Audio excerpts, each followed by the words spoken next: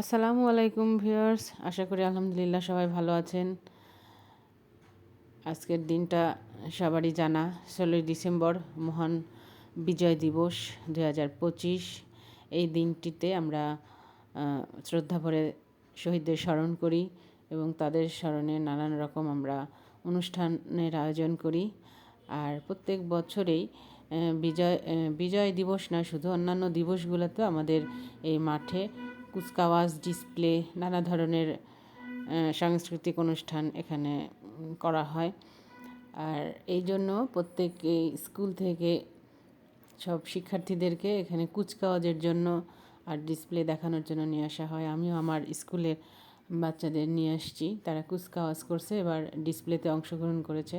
একটা দেশের গানের সঙ্গে তারা সুন্দর পারফরমেন্স করছে, নাচছে।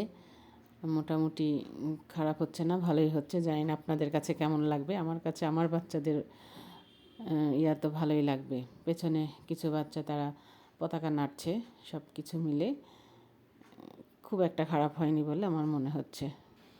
লাল সবুজ তাদের গায়ে আর স্যাশে আছে স্কুলের নাম দিয়ে লেখা। মোটামুটি তাদের ড্রেস আপটা খারাপ না, ভালোই আর কি। আমি তো আমার বাচ্চাদেরকে ভালো বলবই, কারণ তারা তো আমার স্কুলের ছাত্রী। আমার সব কিছু, আমার জিনিস আমার কাছে অবশ্যই ভালো।